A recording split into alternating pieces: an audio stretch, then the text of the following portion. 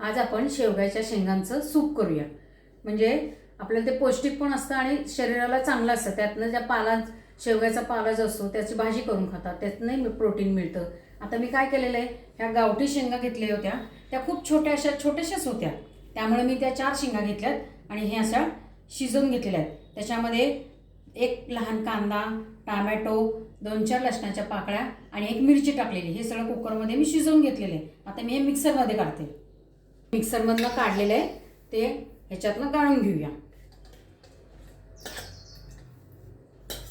पण आता हे मोठ्या भांड्यामध्ये काढून घेतलेलं आहे, इथलं सगळं ज्यूस आहे तो सगळा काढून घेतलेला आहे। हा असा एवढा चौथा निघालेला आहे त्यातला।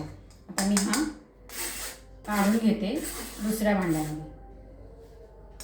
शिजवलेलं पाणी बाजूला काढलं होतं की नाही, ते पण ह्यात मिक्स केलेलं आहे।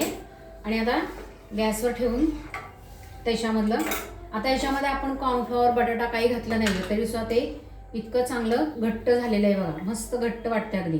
आता त्याच्यामध्ये आपण मिरपूड घालणार आहे।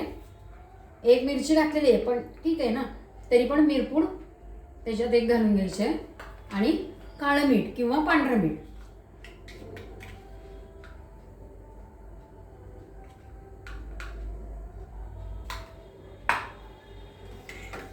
आता आपण हे एक उकळी देऊन घेऊया याची।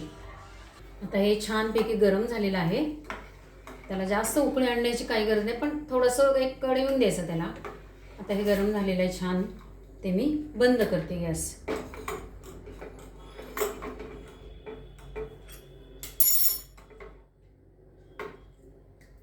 आपण सूप वाटीत घेऊया।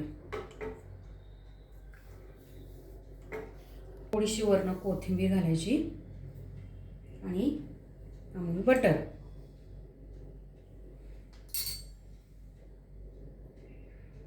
बघा किती छान दिसतंय आणि त्याचा वासही चांगला येतोय। खायचं आणि मस्त राहायचं। लाईक, शेअर आणि सबस्क्राईब करायचं।